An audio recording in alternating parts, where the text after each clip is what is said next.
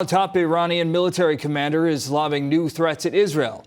Hussein Salami said that the Lebanese militant group Hezbollah has acquired capabilities in Syria that it could destroy Israel on its own. For more now on both of these stories, we want to bring in Craig Snyder. He's the president and CEO of World Affairs Council in Philadelphia. Craig, thank you so much for joining us. Listen, let's start with this former Iraqi official who's actually blaming Israel now, saying that it was Israel who targeted this weapons depot controlled by an Iranian-backed rebel group in Baghdad. This is not so far from the U.S. embassy there. Obvious question is, why is there an Iranian-backed militia group in control of a weapons depot not that close to the U.S. embassy?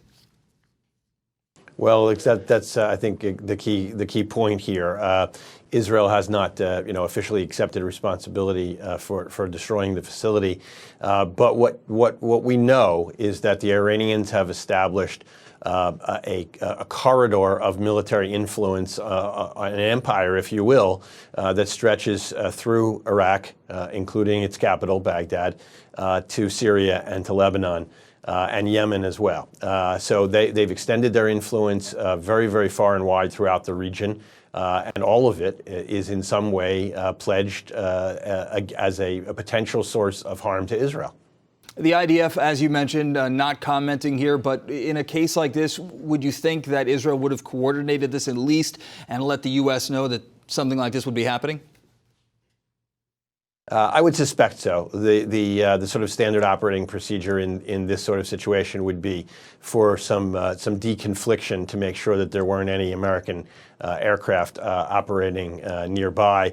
But one never knows for sure. There's certainly in the 70-year history of Israel, there certainly have been unilateral self-defense moves taken by Israel, which the United States was not given warning of because the Israelis thought that wasn't in their security interest to do. All right, Craig, let's talk about what this commander in Iran's elite Revolutionary Guard is warning, making a very bold claim now, saying, quote, Hezbollah has acquired capabilities in Syria that allow it to destroy Israel alone. Now, is this just more of the same rhetoric, or is this actually something that really needs to be taken seriously? I think it needs to be taken seriously, although I also think that it's hyperbolic political rhetoric. I think the truth is, first of all, the notion that they've acquired is a strange turn of phrase. Whatever they have, whatever capabilities they have, Hezbollah have been supplied by the Iranians. So it's not a question of acquisition; it's a question of being given something. Secondly, it's pretty clear that the military capabilities of Hezbollah, the ballistic missile capabilities in particular, are dramatically better than they have been in past years, both in Syria and in Lebanon. And so I think it's hyperbolic to say that they can destroy Israel. We're not talking about, nobody says that there would be a nuclear or weapons of mass destruction capability, but the ability to rain down terror on Israel, I think, is a fact that is there, and it's a growing threat as Hezbollah continues to receive this kind of more sophisticated equipment from the Iranians.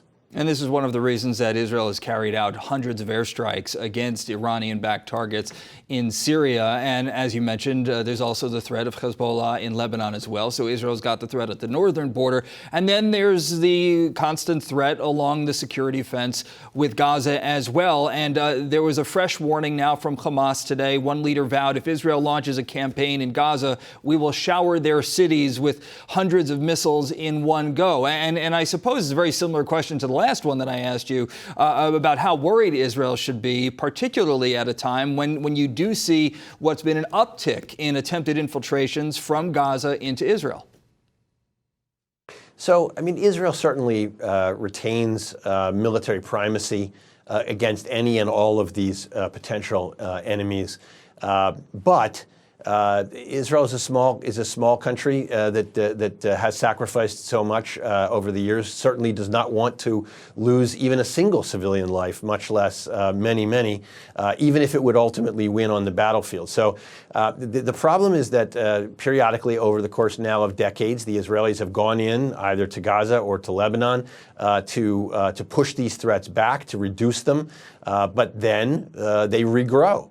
In part because of outside supply and support, and in recent years that has come from the Islamic Republic of Iran. All right, Craig Snyder, we thank you so much for your time. Ariel?